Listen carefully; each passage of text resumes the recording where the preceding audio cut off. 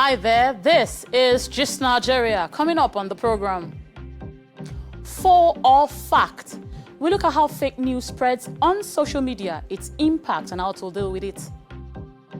Shattered Dreams, we tell the story of how one man is struggling to reintegrate into the society after being wrongly imprisoned for 17 years. Also, daring to be different, we meet the fashion designer using art to fight discrimination. Plus, my name is Yemisi Osekwe. Check me out. The public health professional passionate about improving Nigeria's healthcare infrastructure.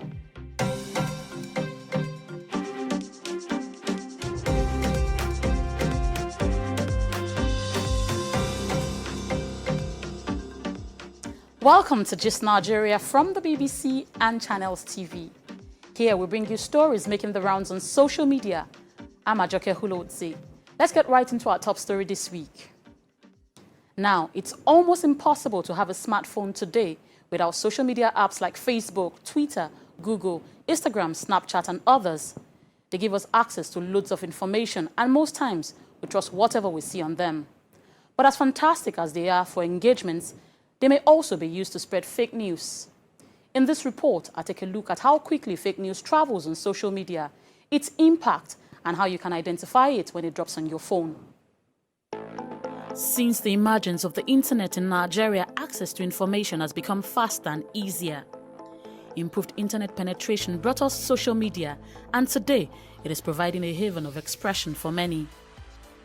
The Digital 2020 Global Overview report estimates that Nigeria has about 170 million mobile phone users. 85 million of this population have internet access, and consequently 27 million of them are active on social media platforms like Facebook, Instagram, Twitter, WhatsApp, Snapchat, and others. Social media provides an avenue for active information exchange and real-time feedback, but with the speed and reach comes huge potential to cause real-world impacts.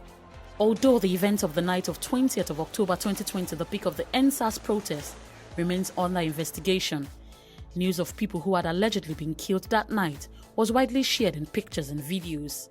Some of the people involved have come out to debunk these stories. For days, the hashtag RIPOK ruled Twitter. 21-year-old Okeobi Enahuze had reportedly been killed by a stray bullet from a police officer, but this turned out to be false. Days after, his brother took to Twitter to tell the true story of Oke's death. Popular actress Eniola Badmus had been vocal about ending SARS, but what she didn't expect to see was news of her death making the rounds on the 20th of October 2020.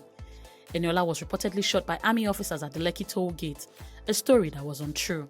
My phone was actually hot. I'm like, what's going on? You know, while I was even holding very old calls, just coming in, calls were coming. And so when I was scared, like, why is everybody calling me? What's going on? So I picked someone's call. Someone else said, Niola, where are you? I said, where are you? So she said, where are you? One of my aunts. She said, where are you? Where are you? While I was talking to her, another call was coming in. Another call was coming in from different people. I said, so she was a bit dramatic. She was just, wow, thank you, God. I'm like, what's going on? Can't somebody just say something? They said you were the one that they shot. I said, shot where? No, I didn't go out. I'm not sure. I don't understand what she said. He said, no, there was a massacre at Lekki toll gate, and they said a lot of people were shot, and there was a video trending.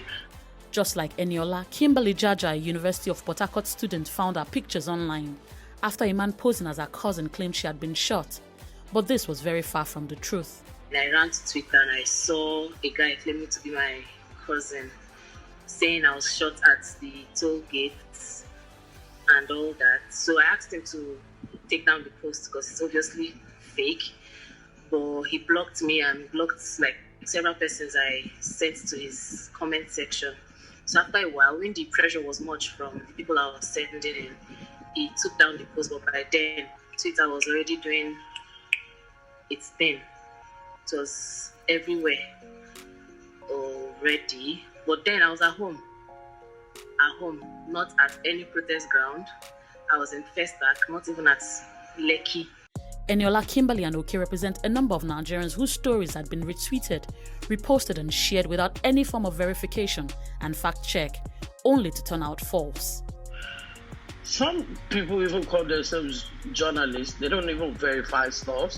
They just go ahead to write things, and at the end of the day, just like one of the I don't want to mention. I don't want to give the page a mention. Anyways, there's a particular page on Instagram, a very popular page, that actually put up my picture and I wrote R.I.P. No, that's not right.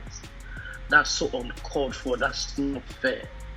How would that person feel when you're alive and they write R.I.P.? I mean, I kept picturing, what if it was something else? Like maybe they saw you in so place, and meanwhile, maybe that's not the case or something. How would I have defended myself? Because this one is even easier.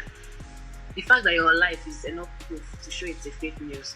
So what if it was something more damaging? Fake news continues to undermine efforts to adequately disseminate accurate information on many media platforms, but social media remains in the eye of the storm, generating concerns amongst the public, particularly politicians in Nigeria. You can't stop people from using the social media at all, but we need some kind of ethical conduct. We all have children, and they all go on social media. I go on social media. Most of my times, anywhere I go, it's the social media that is my company. So why will I want to see that social media is not functional in Nigeria? I want social media that when you and I read something, we'll believe in it. But why is social media more prone to misinformation and disinformation? And how dangerous is fake news to us? Fake news is capable of causing a war within a country or a war between two countries. I'll quickly give you an example of what news itself can cause. If you go back to Rwanda in the 90s, it was even then just radio. The misuse of radio, misuse of radio space, of public space by some irresponsible journalists in Rwanda caused the massacre. Before you know it, you had 2 million people dead. 2 million innocent people sent to the grave. I was there as a journalist. I covered it. I saw it. And if we must trust social media as a news source, what must we do before we click, like, retweet and forward stories to fact check them? Let us come together, do a bill, sponsor a new bill or sponsor an amendment that will protect our job, bring integrity back into news, while at the same time protecting the freedom of speech and freedom of expression. With more than 27 million of us logging into one social media platform or the other, the need to self-regulate when posting or reposting unverified information has become crucial in order to protect the space and ensure that fake news ends with you. Ajoke Hulotsi, Gist Nigeria. The responsibility of ending fake news and its very severe impact rests with us all. So, have you or anyone you know experienced the dire consequences of fake news? Do share your story with us on Twitter at Gist Nigeria TV.